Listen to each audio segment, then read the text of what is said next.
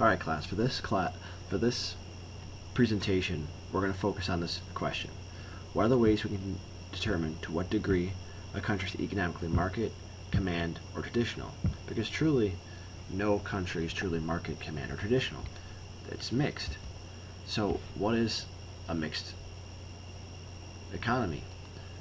Let's look at the definition first, and then we'll tell you how to figure out whether something's a mixed economy, at what degree it fits in. Is it more command? Is it more market or traditional? So we'll go through some of that. So many economies today are a mix of all three. Most lean more towards market or command. Some lean a little bit more towards traditional, but most of them again are towards market or command. And few economies are truly pure market, pure command, pure traditional. They're all a mix.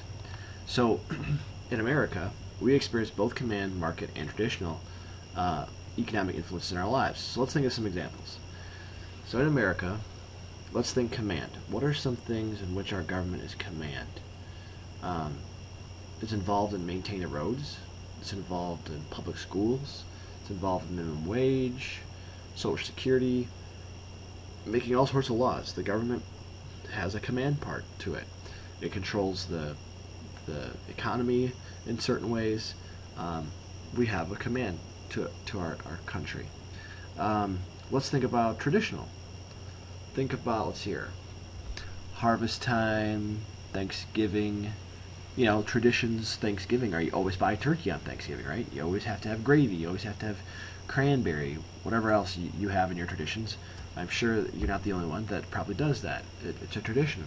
And so that affects the economy, that tradition. There's also all sorts of other Christian traditions like Christmas that affect the economy. There's Sundays in some places. Because of a Christian influence in America, there's some stores close on Sunday, and that affects the economy as well. You also have on Fridays, especially in Dubuque, being a predominantly Catholic city, you have a lot of fish fries and things like that. That's affecting the economy as well. So traditions are definitely affecting the economy in America. And then market. Of course, we have market in our country. We're ranked one of probably the top 10 most market countries in the world. But we have freedom to buy and sell. We have freedom to own property, and so so we have market. We have all three in our country. So how can we tell how market or how command? We talked about one of those yesterday. Depends on when you're watching this video. Most likely it was yesterday when we went out Wolfram Alpha and we looked at government consumption versus total consumption of a country, and that's one way. Here's another way. We can look at what amount of the country has been nationalized. Nationalized means the government takes over private companies. After World War II, a lot of European countries nationalized because they thought it helped them recover from the war. They were worried because of the war that things were not very stable, and so they wanted to make things more stable after the war, and so they took over a bunch of coal companies, steel companies, and railroad companies. So that's nationalization. The government comes and takes over a company, and they run it themselves. And that way, they took over the coal, steel, and railroad companies, so that the private companies wouldn't be raising and lowering the prices like crazy, making the economy all unstable. So that's nationalized. That was one time in our world's history where a lot of nationalization was going on. Privatization is something that's kind of what's been going on more now in history. And this is where the government gives back ownership to private companies. And so like I said, this has been going on more in the world. Governments that usually privatize are hoping that it's going to make things more efficient, and they're hoping that it's going to help the economy grow. So hopefully you understand this privatization, nationalization thing. If you're having a hard time understanding it, do some homework.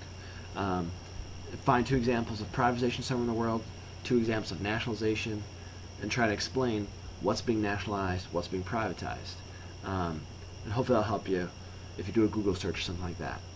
But before you run and go do a Google search, let's go through some examples ourselves. And if you're still having a hard time, then maybe come back to this and go find some examples. France privatized its banking and insurance industry. The government was running it, but then they said, you know what? We're going to allow private banks to run and private insurance companies to run.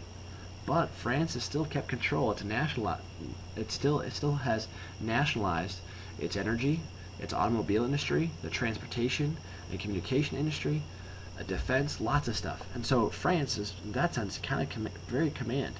Another country to think about that's pretty command is Sweden. Sweden has 1/3 of its companies owned. 1/3 of all companies are owned by the government. So it's pretty command. I want to have us think through some of the advantages, though, of a command economy again for a second, especially in Sweden, because a lot of people like to talk about Sweden. So let's take a break from this PowerPoint for a second, and let's look at a video talking about Sweden. Around the world, we're examining public healthcare systems to see what we might learn. Tonight, it's the state of healthcare in Sweden. Sweden ranking 5th in a European survey of healthcare quality. The life expectancy, by the way, in Sweden is 81 years. That's 3 years more than in this country. All in Sweden, by the way, are covered, and the level of care in each instance is identical, regardless of financial standing or whether or not you work for the government. Kitty Pilgrim has our report. In Sweden, people go to a publicly run healthcare center for all medical needs. The clinics are run by the 21 separate counties in Sweden. Doctors work on straight salary for the clinic. Richard Salzman has been studying and working with the Swedish healthcare system for 25 years. Overall, it's a very effective system. The Swedes consider it to be one of the best in the world. The statistics are impressive. Life expectancy of 81 years versus 78 in the United States. Sweden's healthcare costs are 9% of GDP, less than the U.S. 16%. Per capita spending, half at $3,323 versus $7,290 in the U.S. And there is one doctor for every 277 people, compared to 1 in 416 for the U.S. Out-of-pocket expenses are low. They are capped at $400 a year.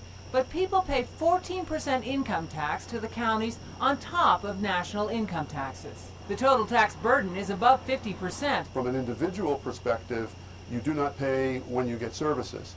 Where you do pay, of course, is in the structure of taxes, which is the highest in the OECD, the highest amongst the developed countries. The health coverage is very generous. Women receive a year and a half of maternity leave at 80% of salary. Also, people can take paid sick leave, at first through their employer, and after 2 weeks through various government funds. Bianca Frogner has a PhD in health economics and has studied Sweden extensively. In Sweden, they believe that sickness should not be a punishment, and that if you are out of work due to an illness, they do compensate you partly for your income that's lost during that illness. New arrivals to Sweden and immigrants are all covered. Politicians and paupers get identical medical care. That is a point of pride in Sweden, that a wealthy industrialist or an elected official gets care in exactly the same facilities from exactly the same doctors for their clinical needs.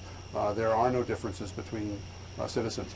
There are downsides. Sweden has problems with waiting lists for elective surgery and other non-critical treatments.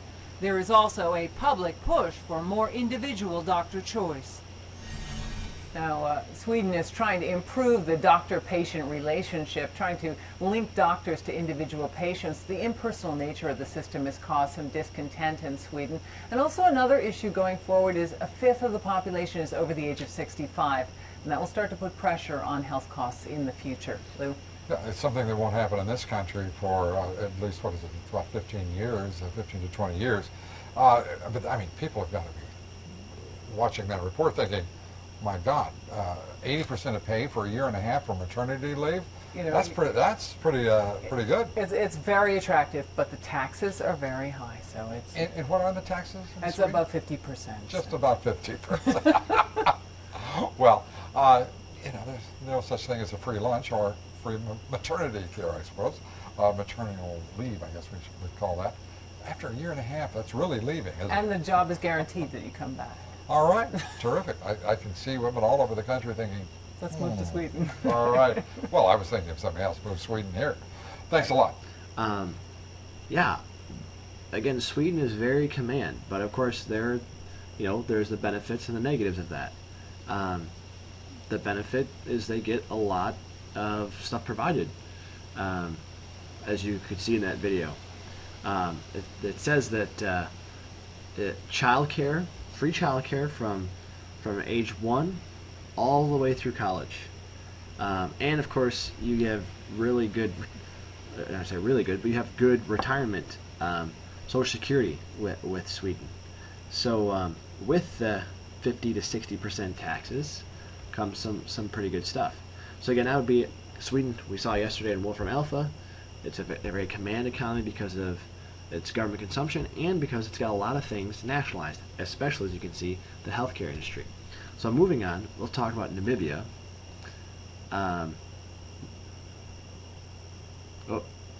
Oops, didn't mean to do that.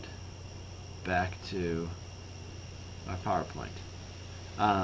So Namibia is a government that has been mostly traditional. It's been a lot of subsistence farming, doing just what they need to survive.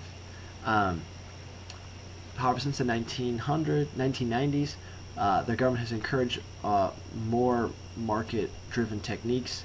They've allowed foreign companies to come in and invest in farms, and so as a result, they've started to become a little bit more privatized, a little bit more market, which is kind of the trend towards, like I said, a lot of the world.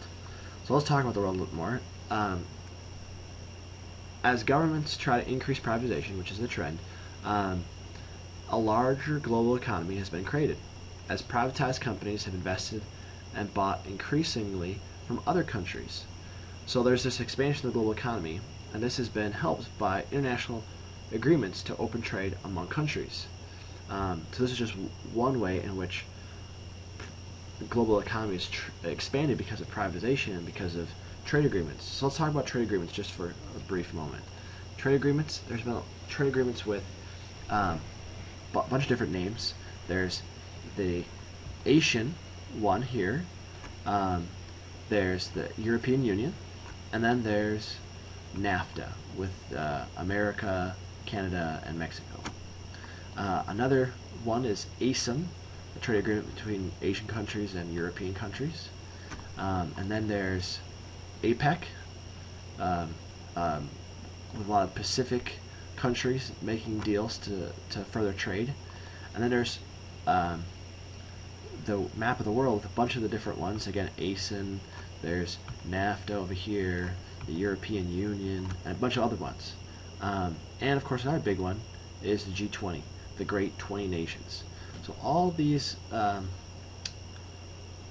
agreements have furthered the global economy. Another thing that's accelerating the global economy is the results of there's been an increase in faster and safer and cheaper transportation and communication. And all that has also accelerated the global economy and made it larger, plus the privatization. With this growth, there's also been a growth in global companies partnering together to benefit each other, which increases the company's efficiency, lowers their production costs, creating even greater profits. So just an example of that would be Honda partnering with Ford, and even though they're kind of, against each other, they might allow each other to use each other's storage facilities in each other's countries. That's maybe not a good example. More maybe like Honda and GM, maybe it's something that wasn't really in the same industry. But either way, the thought process here is that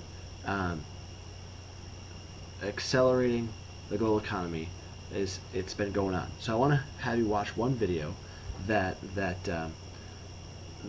you can see this. I'm going to post a link on the website so you can see this video.